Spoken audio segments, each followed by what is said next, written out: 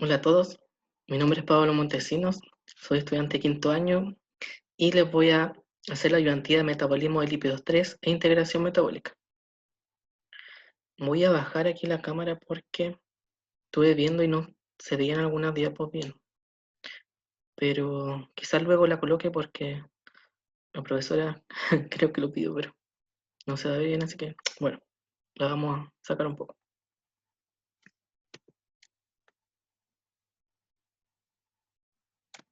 Entonces, vamos a colocar el puntero y vamos a comenzar. Vamos a partir por metabolismo de lípidos 3. En primer lugar, es importante saber que la hidroximetilglutaryl coenzima reductasa va a sufrir una modificación covalente.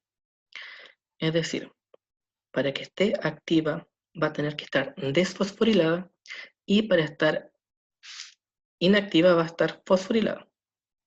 Entonces, esto es súper importante saberlo, es como el primer paso. Paso número 1, si está desfosforilada está activa y si está fosforilada está inactiva. Es como que si está fosforilada es como que está en cuarentena y no va a poder hacer nada. Entonces, también es importante saber que la insulina va a hacer que suba la producción de la HMG-CoA reductasa y el glucagón la va a inhibir. Esta enzima, ¿por qué es importante? Porque ayuda a la síntesis de colesterol.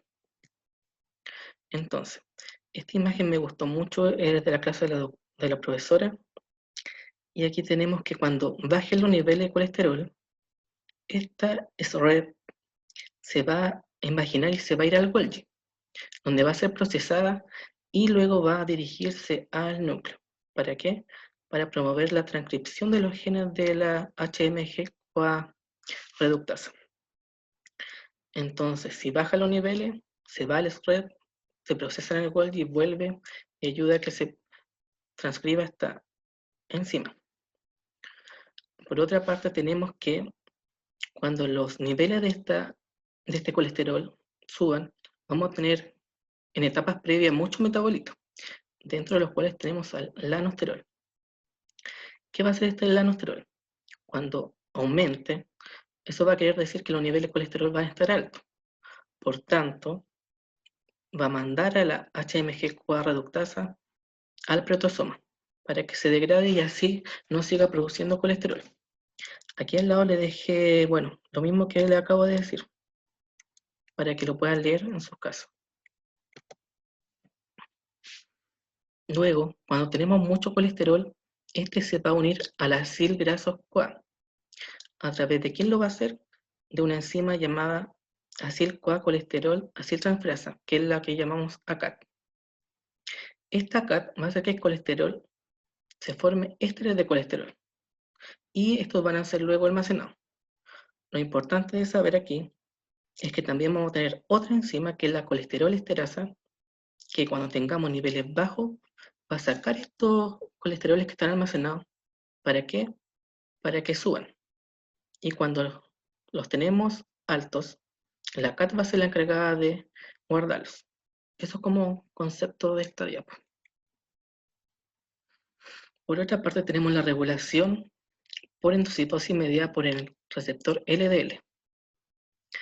El LDL aquí en esta imagen, que es de la profesora, que está súper clara, me gustó, tenemos que va a llegar a su receptor en la célula, se va a invaginar, luego va a ir al lisosoma y se va a degradar. Es importante aquí en esta etapa saber que no solamente se va a dividir y formar colesterol, sino que también aminoácidos.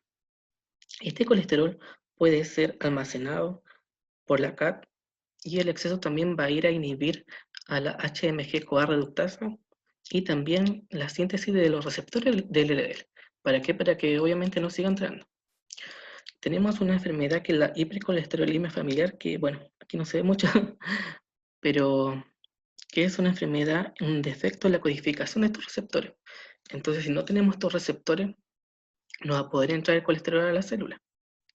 Entonces las personas van a tener más riesgo de que este colesterol se deposite en diversas partes del cuerpo y puede producir que se acumule en los vasos y, por ejemplo, producir trombosis, y esta trombosis va a hacer que deje de circular la sangre a los tejidos. En este caso tenemos el corazón, y aquí, por ejemplo, este tejido se está muriendo.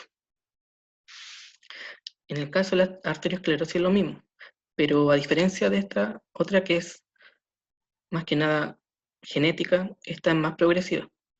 Esta enfermedad se va dando en el transcurso de los años en personas que, por ejemplo, tienen diabetes, fuman, en el cual se les va tapando la arteria. Pero bueno, en estas personas también es más sistémica, y por ejemplo, a muchas personas se les ve en los pies que generan disminución de la circulación y empiezan a cojear. Entonces, es súper complicada esta enfermedad, así que, por favor, no fumen y si tienen diabetes, ojalá que se la controlen. Bueno, vamos a ir con las primeras dos preguntitas que nos encargó la profesora. Y vamos a partir con la primera. ¿En qué estado la hidroximetilglutaril coenzima reductasa está activa y cuál es su función? Eso es lo que yo les decía, que era súper importante. Y la segunda pregunta es, si tengo un paciente en que sus exámenes de laboratorio salen bajos los niveles de colesterol, ¿qué enzima estaría actuando a nivel celular para subirlos? Entonces aquí, chiquillos, si ya la saben, pueden contestar o si no, pueden colocar pausa. Bueno, como yo les decía, cuando está activa la HMG-CoA reductasa, tiene que estar desfosforilada. Está como libre, ya salió de la cuarentena. Entonces, si ya salió de la cuarentena, va a estar desfosforilada. ¿Y para qué ayuda la HMG? Para la síntesis de colesterol. Entonces va a ser la D. Ahora, la otra pregunta, ¿qué enzima estaría actuando para subir los niveles de colesterol? Aquí nosotros dijimos que la HMG reductasa es la que ayuda a sintetizar colesterol. La colesterol esterasa era la que lo sacaba del almacenaje, entonces también estaría ayudando a subirlo. La CAT era la que lo guardaba. Entonces, en este caso sería correcta la A y la B. Sigamos. Bueno, ahora vamos a hablar de las estatinas. ¿Qué son las estatinas? Son un grupo de fármacos para disminuir el colesterol en sus distintas formas. Ellas inhiben a la hidroximetilglutaril coenzima reductasa, y si se inhibe esta enzima, ¿qué es lo que va a pasar? Disminuye la síntesis de colesterol y por lo tanto su concentración, y como disminuye su concentración, ¿qué es lo que va a pasar? La célula va a decir, ah, ya, entonces aumentemos los niveles de receptor del LDL porque para que entre más. Entonces, en definitiva, esto pasaría con la estatina. Dentro de los ejemplos más comunes que tenemos a diario, uno puede escuchar mucho que las personas le dan la atorvastatina. Eso es como un ejemplo de un fármaco. Ahora, aquí vamos a hablar del transporte reverso, que esto es muy importante. ¿Y quién participa en el transporte reverso de colesterol? La HDL, que es lo que muchos conocemos como que la gente le dice el colesterol bueno. ¿Y qué es lo que hace? Este HDL va a transportar los niveles, va a transportar el colesterol hacia el hígado. ¿Para qué? Para que pueda ser procesado y a través de él va a ser secretado. Entonces, esta HDL va a evitar la aterogénesis. Por eso se dice que es antiaterogénica. Ahora tenemos una enfermedad, que es la enfermedad de Tanger, en la cual hay ausencia de este HDL, del bueno. Entonces no se va a poder este HDL ir al hígado para ser eliminado. Todo el exceso que una persona puede tener no lo va a poder eliminar, entonces se va a acumular en los órganos, va a tener más tendencia a producir aterosclerosis y va a producir síntomas. Por ejemplo, splenomegalia, hepatomegalia, neuropatía de los nervios periféricos, problemas oculares, pero lo más importante es infarto al miocardio y AVE. ¿Por qué? Porque principalmente afecta a los vasos. Son los que más sufren de esto. Ahora, dentro de toda la síntesis del colesterol de toda esta vida, vamos a tener diferentes metabolitos. Y lo importante es que estos metabolitos no se van a dirigir solamente a producir colesterol, también se pueden escapar, por decirlo de alguna forma, y van a tener otras funciones. Como hablamos en el caso al principio del lanosterol, que ayudaba a dirigir al HMG, al proteasoma. En este caso también tenemos que la dimetil pirofosfato va a ayudar a la síntesis de ácido graso. Esto es como lo importante de esta diapo. Y el concepto de que los metabolitos también tienen otras funciones. Ahora vamos a ver para qué sirve el colesterol. Entonces, estas son como las principales rutas de uso del colesterol, que es la formación de hormonas esteroideas, sales biliares, vitamina D. Entonces, este esquema son de la profesora y aquí está súper claro que el colesterol va a formar como hormonas tiroideas, que es lo que vamos a ver primero, va a ser el cortisol, que nos ayuda en el metabolismo de los carbohidratos, la respuesta inmune, la inflamación, y aquí va a participar en diferentes estructuras, como el hígado, los músculos, el páncreas, el hueso. Y también tenemos que otra hormona que va a producir el colesterol, la hormona esteroidea, es la corticosterona, que es un mineral, los corticoides. Esta va a producir la aldosterona, que es súper importante. ¿Por qué? Porque ayuda a la regulación de la reabsorción de sodio, cloro y bicarbonato en el riñón. Es como que activa la cascada del sistema renina angiotensina aldosterona. Participa en ella. También otra hormona que se produce gracias al colesterol es la testosterona, que luego va a ir a formar el estradiol. El estradiol ahí va a formar la progesterona, los estrógenos que sabemos que son muy importantes para el ciclo reproductivo de la mujer. Y también tanto la testosterona como el estradiol van a ir a influenciar los caracteres sexuales de las personas, sobre todo cuando están en la adolescencia. Bueno, ahora vamos a ver las sales biliares, que es otra vía del colesterol. Las sales biliares van a ir a producir la bilis en el hígado. Y esta bilis se va a producir en el hígado, pero se va a almacenar en la vesícula biliar. Esta bilis va a ayudar a solubilizar los lípidos para que actúe mejor la lipasa. Es como que no es que los vaya a degradar la bilis, pero sí ayuda a que se separen y que pueda actuar mucho mejor esta enzima. Es la principal vía de excreción del colesterol. Esto es lo más importante, que el 90% del colesterol es eliminado a través de las sales biliares. Pero también existe otro mecanismo de eliminación que la doctora nombró, que es el flujo transepitelial de colesterol, pero dijo que no estaba tan establecido cómo funciona. Pero lo importante es que el 90% del colesterol se elimina a través de la bilis que se forma en el hígado. Aquí uno pensaría que siempre cuando se le viene la imagen a la mente de colesterol pensaría que la bilis es casi puro colesterol, pero en verdad si uno se fija bien, el 82% está compuesto por agua. Y luego siguen los ácidos biliares con 12, y mira, el colesterol no esterificado 0,7%, igual no es tanto comparado con el agua. Lo importante de aquí, que como le decíamos, el colesterol va a entrar al hígado a través de ¿quién? Del HDL. Luego se va a sintetizar los ácidos biliares primarios. Estos ácidos se van a secretar aquí a través del conducto hepático común. Luego van a ir al colédoco y van a ser secretados aquí en el duodeno. La secreción va a ser aproximadamente de 15 a 30 gramos al día. Luego, aquí en el duodeno y en el tracto digestivo, este, este ácido biliar primario va a ser conjugado y se va a transformar en un ácido biliar secundario, el cual va a ser reabsorbido. Y se fijan se reabsorbe casi la misma cantidad de 15 a 30 gramos al día. Entonces es como que se mantiene como el ciclo. Y en verdad lo único que se va a eliminar va a ser 0,3 a 0,5 gramos al día, que en verdad es lo mismo que entra. Pero la gran mayoría siempre está circulando aquí. Y cuando se reabsorbe, esto es importante, que le agregué la flechita aquí, para no agregar la otra imagen, que se va a formar después de los ácidos biliares secundarios, va a ir a formarse colesterol, y de colesterol de nuevo va a pasar a ácidos biliares primarios. Bueno, aquí tenemos que el colesterol va a seguir dos vías principales, que va a ser la clásica y la alternativa. Pero la más importante es la clásica, porque constituye casi el 90%. Y esta es la que nosotros podemos ver que va a ser en el hígado, que es la más importante. Va a haber otras vías que van a ser a nivel de la mitocondria, y eso van a estar en todos los tejidos, pero lo más importante es que a nivel hepático vamos a tener la vía clásica.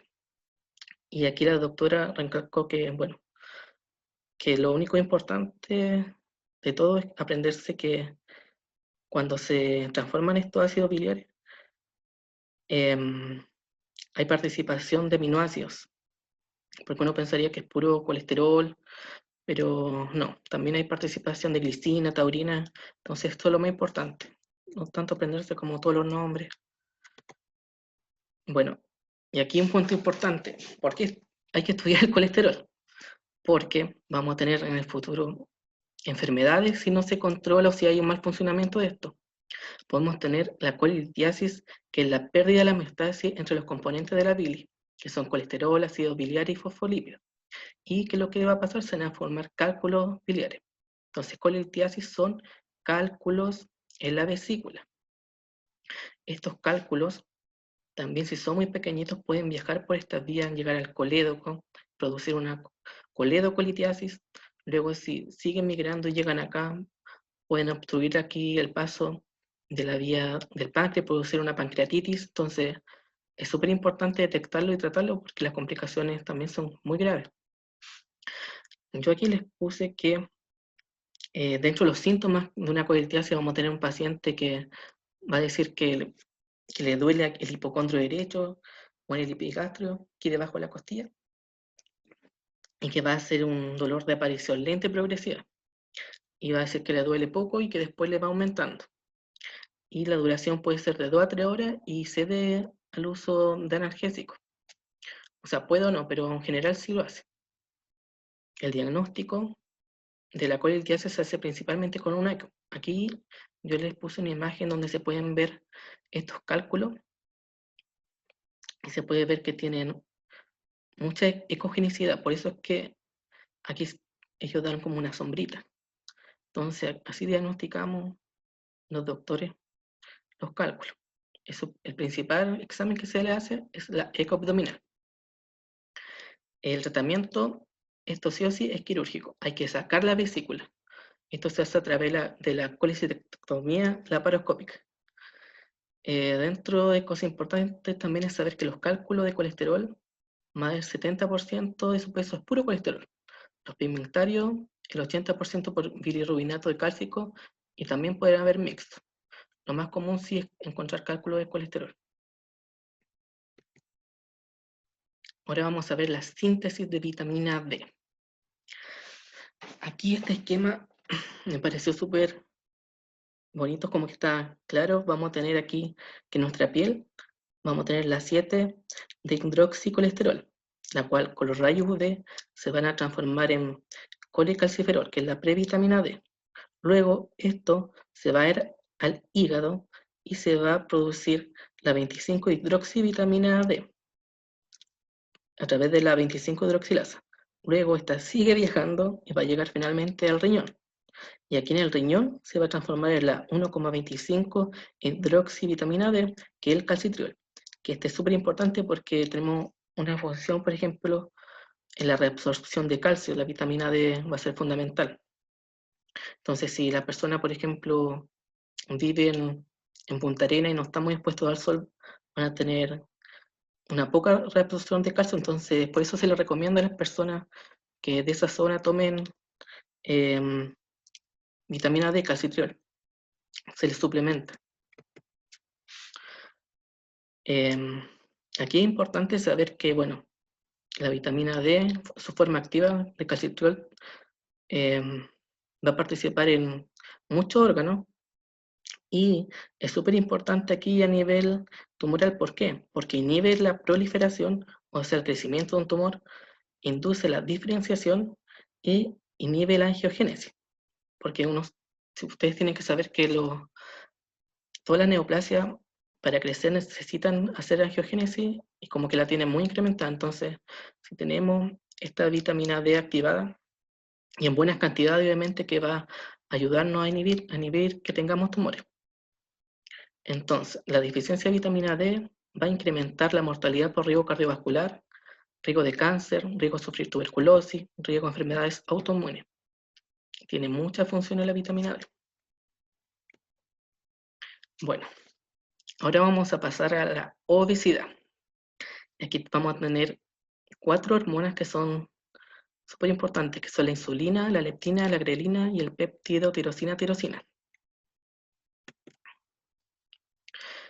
En primer lugar vamos a ver a la leptina, la cual es una hormona secretada por los adipocitos. Si baja la leptina, aumenta la sensación de hambre. En cambio, si está alta la leptina, vamos a tener los niveles de hambre disminuidos, o sea, puede que no nos dé hambre. Y lo que hay que ver aquí es que vamos a tener dos problemas principales de la leptina: problemas en su secreción o problemas en los receptores de la leptina. Aquí se hizo un experimento con ratoncitos que estaban gorditos porque tenían problemas con la leptina. Uno tenía problemas con la secreción de leptina y otro con los receptores. A estos ratoncitos se les suplementó leptina, como la tenían baja, se la administró, y el que tenía problemas en la secreción perdió peso. En cambio, el que tenía problemas en el receptor, a pesar de que le administraban, no se mejoraba, porque no era problema de que estuviera baja la leptina. Entonces, aquí no funcionó. Acá hay un gráfico de la profesora en el cual están los niveles normales de leptina en las personas, y se comparó con una niña que tenía una mutación en un gen a la leptina. Y se vio que, por ejemplo, a los 9 años, las personas normales presentaban un peso de 40 kilos. En cambio, la niña que tenía ese problema llegaba a pesar casi 90, o sea, el doble de su peso ideal. Y aquí se vio que a un niño se le dio tratamiento por 5 años con leptina y estaba así. Y claro, él tenía problemas ¿con qué? Con la secreción. Y luego del tratamiento de 5 años, el niño pudo volver a su IMC normal, que es mucho más saludable. Aquí está como el resumen de la hormona, que tenemos que la leptina reduce el apetito, el péptido tirosina también lo reduce, la insulina ayuda también a reducirlo, y la única que la aumenta es la grelina, que es una hormona secretada por el estómago.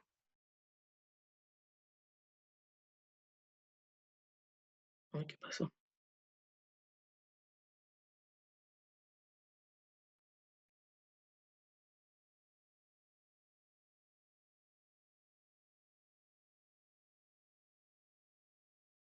No sé qué pasó, chicos. Bueno, eh, vamos a colocar esto más arribita. Ya. Entonces, vamos a tener, estaba diciendo que la persona que tenía problemas en los receptores de leptina no podía ayudarse con el tratamiento de leptina. En cambio, se vio que estas mismas personas, también tenían bajo el péptido tirosina. Entonces, a estas personas se le empezó a tratar con el péptido tirosina y empezaron a bajar de peso. Obviamente no en los mismos niveles que si le hubiesen dado tratamiento con leptina, porque es mucho más potente la leptina. Entonces, resumiendo, leptina, péptido tirosina, insulina, baja la sensación de hambre. Y la grelina aumenta el apetito. Ahora, vamos a hablar de adipogénesis. La adipogénesis es un proceso complejo multifactorial que no está totalmente esclarecido. Vamos a tener inductores de diferenciación de la adipogénesis como la insulina, el factor de crecimiento similar a insulina, los glucocorticoides, y factores de transcripción a nivel nuclear como la familia PPAR, el PARS, la familia C de EPP, y vamos a tener en esta imagen a los preadipocitos que luego van a ser transformados a adipocitos insulinosensibles, que van a responder a la insulina. Esto va a estar comandado con lo que ya le había dicho, con esto. Vamos a tener la diferenciación. Pero, ¿qué es lo que pasa si estos son hiperestimulados? Vamos a tener adipocitos mucho más grandes, pero al mismo tiempo va a aumentar el número. Y eso nos va a llevar a la obesidad abdominal, en que también eso a la larga nos va a generar resistencia a la insulina, ya no van a responder nuestros depósitos de insulina y eso va a generar al final un síndrome metabólico, que son diversas enfermedades que nos van a llevar a tener más riesgo de enfermedad cardiovascular o diabetes, o ambas. Aquí este gráfico, o sea, este cuadro de la profesora, es importante saber que va a comparar a dos personas, una persona de 70 kilos y una persona de 140. En las personas de peso normal, vamos a tener que sus niveles de colesterol, de triacilglicéridos van a estar en 141. En cambio, la persona de 140, que pesa 140 kilos va a tener 752. Es como que tiene 5 veces más. Y a través de esto también se estudió la sobrevida que tendrían estas personas si es que sufrieran, por ejemplo, un periodo de ayuno. Y se vio que esta persona normal podría sobrevivir 3 meses sin alimento. En cambio, la persona que pesaba más podría sobrevivir 14 meses. O sea, es muchísimo más lo que podría sobrevivir con sus reservas. Esto obviamente teóricamente, porque en la próxima clase vamos a ver que hay muchos factores que influyen. Aquí también es importante que hay dos tipos de obesidad, la ginecoide y la androide. La obesidad androide se da más en los hombres y la ginecoide en las mujeres, pero esto no es 100%. Igual le puede dar a la mujer una androide, pero es más común ver estos patrones. Y bueno, la más severa y grave de todas es la androide porque esta grasa que se acumula aquí abdominal también va a ir a invadir las vísceras abdominales, entonces va a generar mucho más problemas. Bueno, ahora vamos a ver las últimas preguntitas de esta primera clase y vamos con la primera. ¿Qué es la colelitiasis y cuál es su tratamiento? La cuarta es, usted tiene un paciente en que los exámenes presentan niveles de colesterol alto. ¿Qué fármaco le recomendaría? Y la 5, ¿qué hormona ayuda a disminuir el hambre en una persona? Entonces, pueden colocarle pausa o si las contestaron al tiro. Bueno, ahora la vamos a resolver. Bueno, la colelitiasis, como dijimos, son cálculos en la vesícula, entonces puede ser cualquiera de estos dos. Y su tratamiento, dijimos que siempre era cirugía. Esto es GES. Una persona que tiene cálculos entre los 35 y 49 años se puede operar y si está en FONASA va a estar operado gratis. Y de hecho tiene que operarse sí o sí porque las complicaciones que puede presentar son mucho peores. Pues si no se opera puede presentar una coledocolitiasis, una pancreatitis, incluso puede llegar a tener cáncer. Por eso es tan importante que se saque la vesícula. Ya, la 4. Entonces, ¿qué fármaco le recomendaría a una persona que tiene los niveles altos de colesterol? Antes vimos la estrella, la que siempre sale, la atorvastatina. Entonces, la A. Y la 5. ¿Qué hormona ayuda a disminuir el hambre en una persona? Bueno, aquí tenemos la insulina, vimos que sí baja el hambre. La grelina, vimos que la aumentaba, entonces no. La leptina sí la sube, o sea, sí baja el hambre. Y el péptido tirosina también baja el hambre. Entonces tendríamos insulina, leptina y péptido tirosina. Es la A, B, la A, C y D.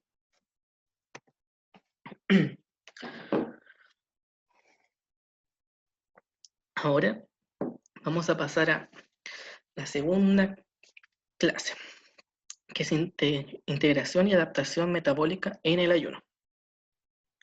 Colocar camarita para que vea la profesora que sí le hice yo. Bueno, en primer lugar, tenemos que saber qué es el ayuno. Entonces, el ayuno es un estado en que el individuo no ingiere nutrientes pasadas las primeras 4 horas de estar después de su última comida. Entonces, después que uno come, pasan 4 horas, y recién ahí si que uno no ha ingerido nada, se podría considerar que es ayuno. Ahí vamos, baja la camarita. Entonces aquí tenemos causas de ayuno.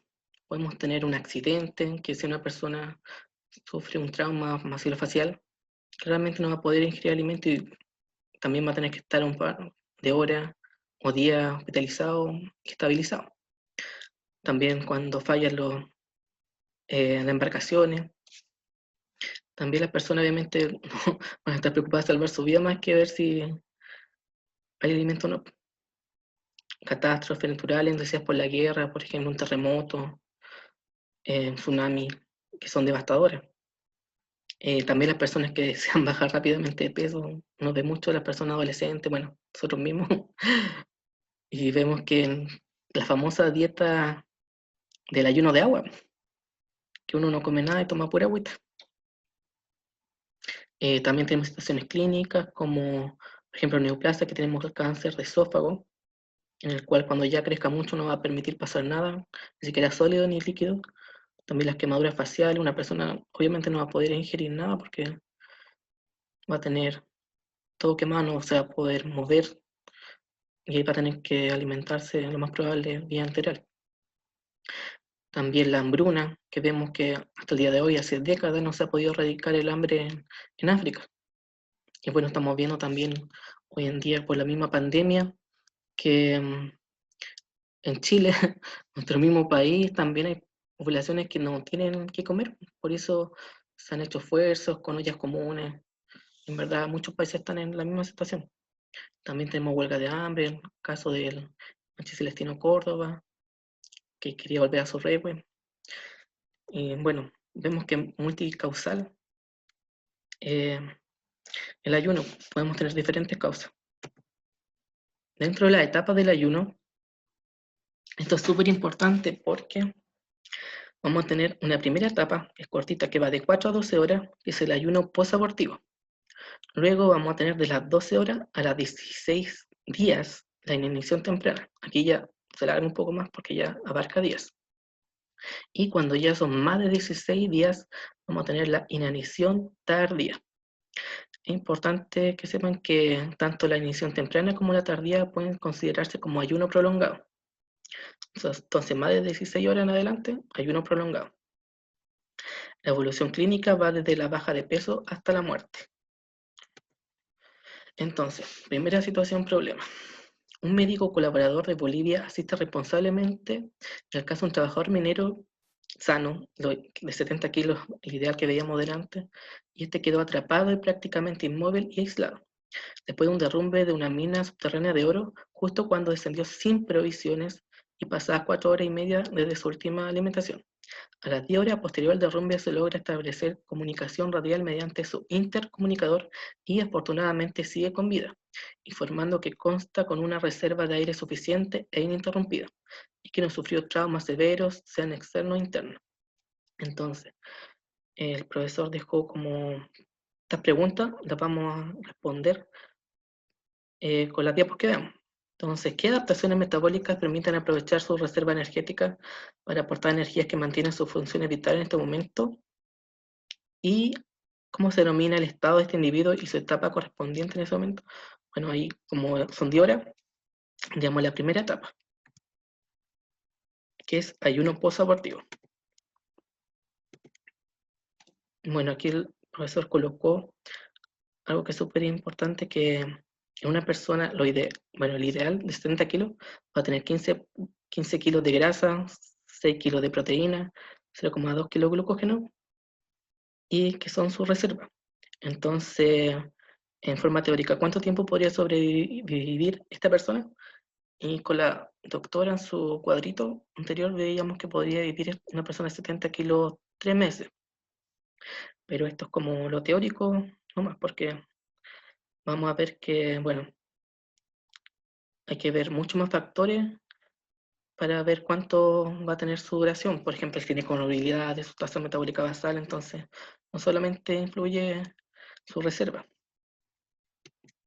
Entonces partimos con la primera etapa, que va de 4 a 12 horas. Esta persona está dentro de esta etapa porque lleva 10 horas sin comer. Entonces, ¿qué es lo primero que va a pasar? En esta persona va a disminuir la insulina y va a aumentar el glucagón. El glucagón es una hormona hiperglicemiante, entonces esta nos ayuda a subir los niveles de glucosa en la sangre.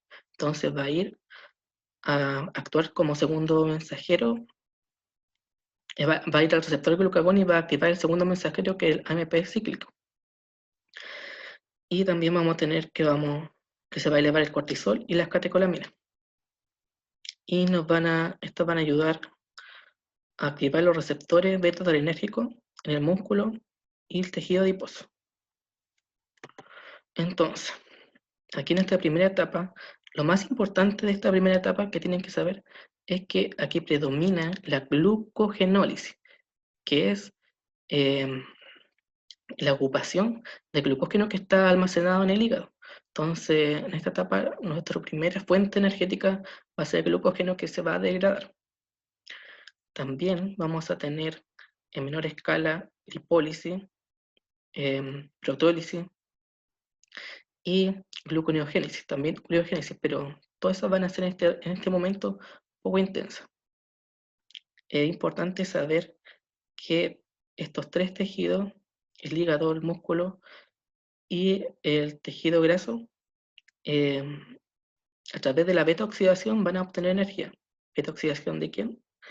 De los ácidos grasos. Entonces, también vamos a tener que las proteínas como la alanina y la glutamina pueden participar en la gluconeogénesis y este proceso se va a llamar el ciclo de Cahill.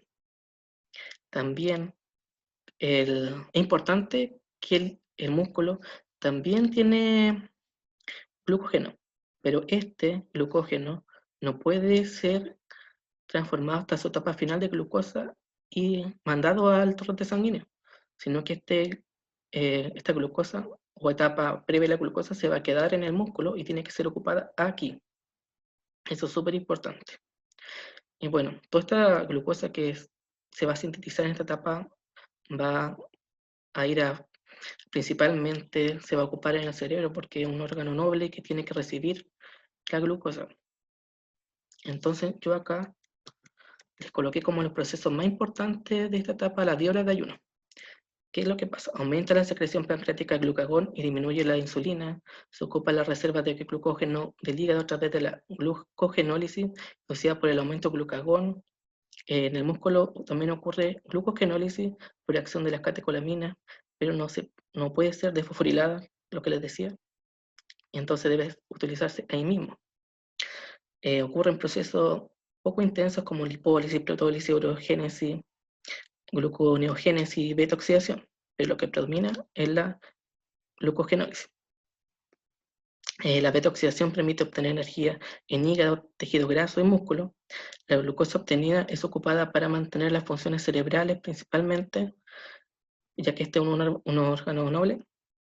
Y lo que les decía del ciclo de Cori, que la glutamina y la alanina van a participar en la gluconeogénesis y el ciclo de Cahill es que el ácido láctico va a ir a formar glucosa en la gluconeogénesis. Pero estos ciclos en esta etapa no dan suficientes cadenas carbonadas para la formación de nueva glucosa. Entonces como que están ahí, pero en verdad en esta etapa no son importantes, porque no presentan suficientes cadenas carbonadas. Entonces, primera pregunta. ¿Cuál es el principal mecanismo de obtención de glucosa para mantener el funcionamiento cerebral en esta primera etapa? Pueden pausarlo, pero dijimos que era la glucogenólisis. Ahora aquí tenemos dos, la muscular y la hepática. Dijimos que la muscular no era la principal en esta etapa porque se tenía que ocupar el mismo, entonces no servía para llevarlo al torrente sanguíneo y aumentar la glicemia. Entonces no puede ser ocupado por el cerebro. Entonces la glucogenólisis hepática. Parte 2. Las maniobras de rescate se han complicado y a pesar de pasados 2 días del derrumbe, el minero continúa atrapado bajo las condiciones similares, pero con incremento obvio del estrés físico y mental, porque además se han agotado la batería de su intercomunicador, impidiendo acompañarlo mediante el apoyo psicológico durante su difícil situación que implica el agotamiento de reservas de glucógeno para mantener la glicemia en el rango normal y sus funciones vitales. Entonces, ¿qué adaptaciones metabólicas permiten a nuestro trabajador accidentado sobrevivir a la próxima hora después de 2 días de ayuno? Entonces, cuando ya lleva 48 horas de ayuno, después de una hora, vamos a entrar a la etapa 2, que es la etapa de inanición temprana. Y aquí, ¿qué es lo que va a pasar en esta etapa? Fíjense aquí ya no vamos a tener la glucogenólisis porque se acabó. Aquí va a predominar entonces la gluconeogénesis, que es la formación de nueva glucosa. ¿A través de qué precursores? Glicerol, ácido láctico, glutamina, alanina. Entonces, va a aumentar la lipólisis, que forma los ácidos grasos y glicerol a través de los triacilglicéridos. Va a aumentar la protólisis, que va a producir alanina y glutamina. Y entonces, todo esto se va a llevar ¿a dónde? Al hígado para producir la gluconeogénesis. Es importante saber entonces que en esta etapa vamos a seguir produciendo glucosa para mantener a nuestro cerebro funcionando. Y bueno, y todos nuestros otros órganos van a seguir funcionando igual con glucosa, pero también con beta-oxidación. También en esta etapa comienza a producirse de a poco la cetogénesis. ¿Por qué? Porque los ácidos grasos, cuando se convierten en acetilcoenzima, van a colapsar a la oxalacetato. No va a poder ser ocupado todo, entonces va a seguir otra vía que es la cetogénesis. Entonces se van a producir cuerpos cetónicos. Y estos pueden ser aprovechados por el corazón, el riñón, también por el mismo músculo, para partir la coenzima A, que entra al ciclo de Krebs y producir energía. Entonces aquí también les coloqué como lo más importante en que en esta segunda etapa se agotan las reservas de glucógeno en el hígado, por lo tanto va a predominar la gluconeogénesis. A través de glicerol, ácido láctico, alanina y glutamina se intensifica la lipólisis y la protólisis, que aporta cadenas carbonadas a la gluconeogénesis. Continúan procesos menos intensos como la ureogénesis, beta-oxidación, pero aparece ya la cetogénesis. Es tan intensa la producción de acetil-CoA que se colapsa el oxalacetato, por lo que comienza a producirse cuerpo cetónico. Y ya comienzan los cuerpos cetónicos. Y el corazón, riñón y músculo son capaces de aprovechar estos cuerpos cetónicos para producir acetil-CoA y generar energía útil. Entonces, segunda pregunta. ¿Cuál es el proceso que desaparece en esta segunda etapa y cuál predomina ahora? Entonces, dijimos que antiguamente predominaba la glucogenólisis y bueno, en esta etapa dijimos que va a predominar la gluconeogénesis. Entonces, si la buscan, la respuesta sería la C. Glucogenólisis desaparece y gluconeogénesis predomina ahora. Sigamos. Bueno, ahora, ¿qué es lo que pasa? Todo parece indicar que se prolongará la situación adversa del minero atrapado. Sin embargo, su pronóstico es muy reservado al considerar la pérdida intensa de proteínas tisulares, que llevarían a comprometer las funciones vitales tempranamente, si se sigue ese ritmo de protólisis. Afortunadamente, estamos preparados evolutiva y metabólicamente para soportar la escasez y un nuevo ajuste metabólico garantiza más tiempo de vida para el paciente, que estabiliza la pérdida de proteínas por protólisis cuando sean cumplidas las 150 horas de ayuno. Entonces, ¿a qué adaptación metabólica nos referimos específicamente para garantizar la estabilización en la pérdida de proteínas, que son 10 gramos al día aprox? Entonces, va a ocurrir una adaptación que vamos a ver ahora. Vamos a ver que en esta etapa el cerebro comienza a sufrir una adaptación metabólica en que ya empieza a ocupar menos glucosa y va a empezar a ocupar los cuerpos cetónicos, y los va a ocupar a través de la cetólisis. Entonces ya no vamos a tener tanta demanda del organismo de glucosa. Entonces la gluconeogénesis va a disminuir un poco, y quien va a aumentar mucho va a ser la cetogénesis. Entonces, si aumenta la cetogénesis, tiene que aumentar obviamente la lipogénesis. Esta se va a intensificar para producir los ácidos grasos y producir exceso de acetilcoenzima A, que lleven a producir más cetogénesis. Y entonces, como ya no tenemos tanta necesidad de generar gluconeogénesis, la proteólisis se va a estabilizar.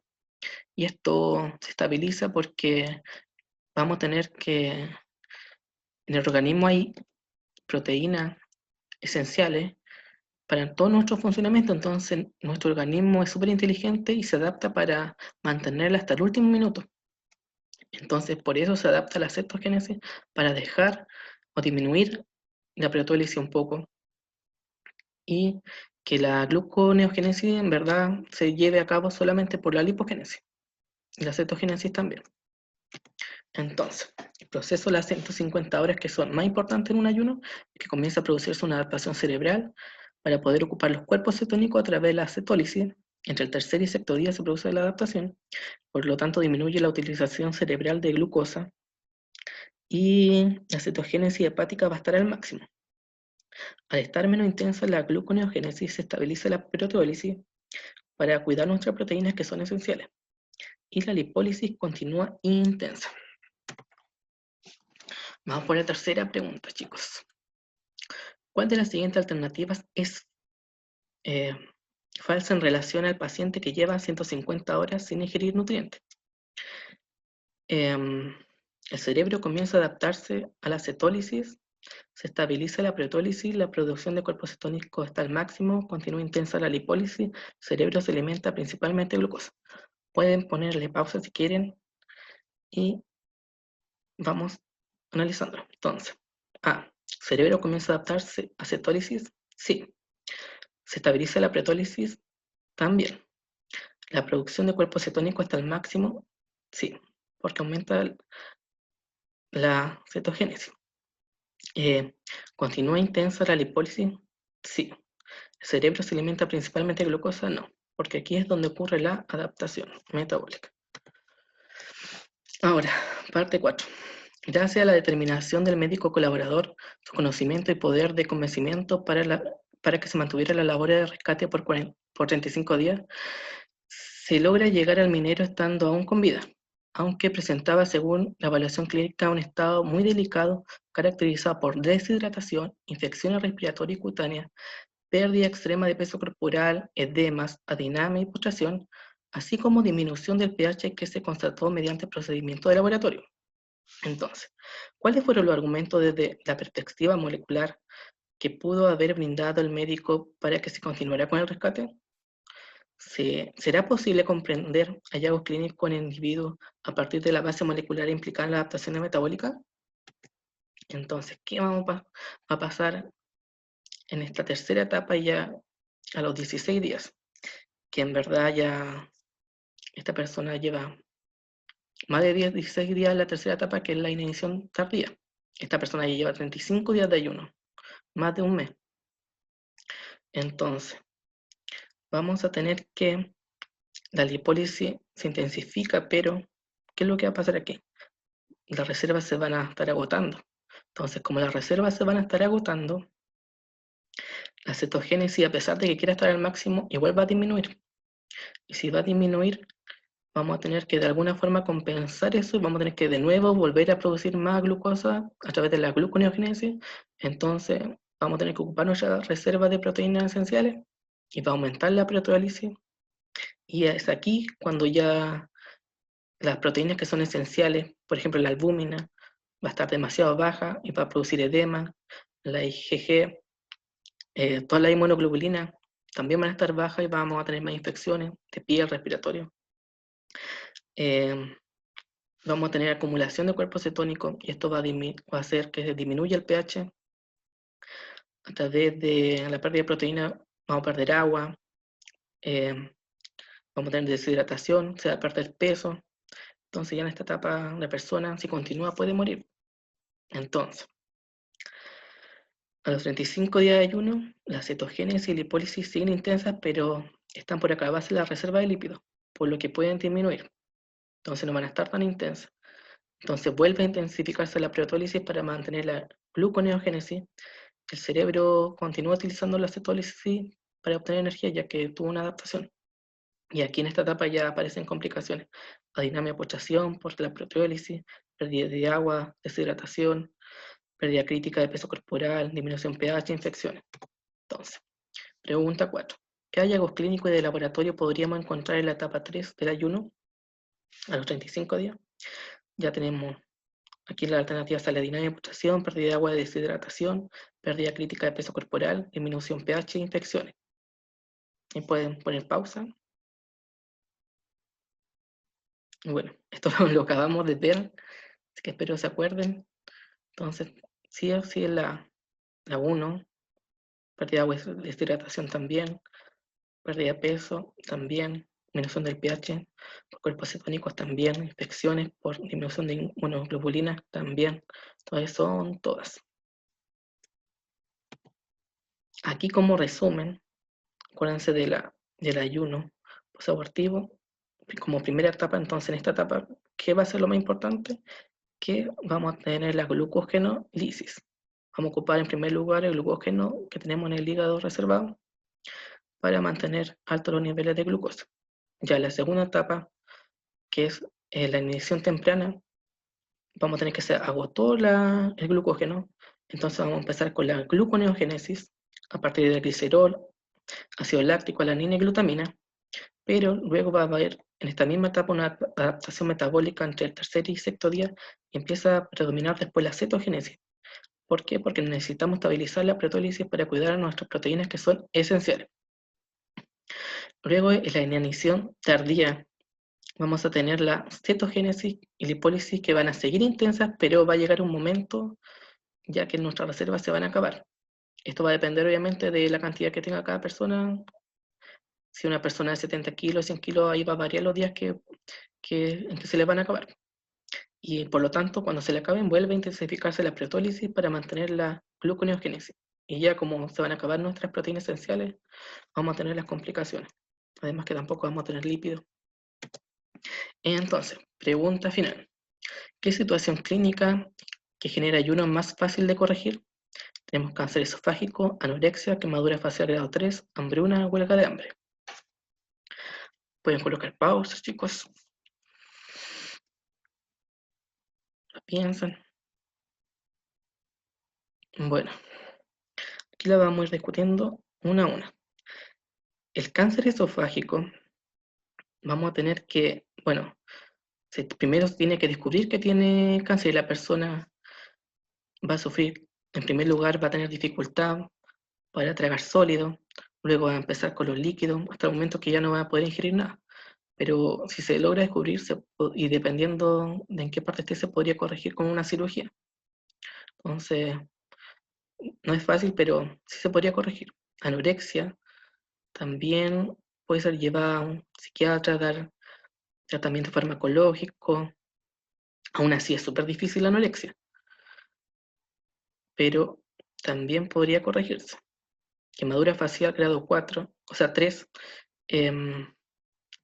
Esta quemadura, como vimos en una imagen anterior, también va a comprometer al principio todo lo que es alimentación. Lo más probable es que la persona, mientras se estabilice y se recupere, la van a tener con alimentación enteral. Se le va a poner una sonda, pero sí podría corregirse. Tenemos al final hambruna y huelga de hambre. Bueno, la huelga de hambre, todo va a depender de si llegan a acuerdo las personas con lo que piden. Entonces, bueno, también podría corregirse. Y la hambruna, bueno, esto es un problema a nivel mundial, es un problema de salud súper importante y que hasta el día de hoy, por ejemplo, en África, no se ha podido resolver. Y bueno, vemos que ahora por la pandemia, en nuestro país también hay partes donde escasea la comida, se tratan de hacer ollas comunes, así que yo dentro de todas las más difíciles pondría la hambruna, porque hay estados, países que esto no para. Bueno, entonces podríamos D. Y bueno, chicos, eso sería todo. Ha sido intenso. Espero poder ayudar, por favor. Si tienen cualquier duda, me pueden contactar con la encargada.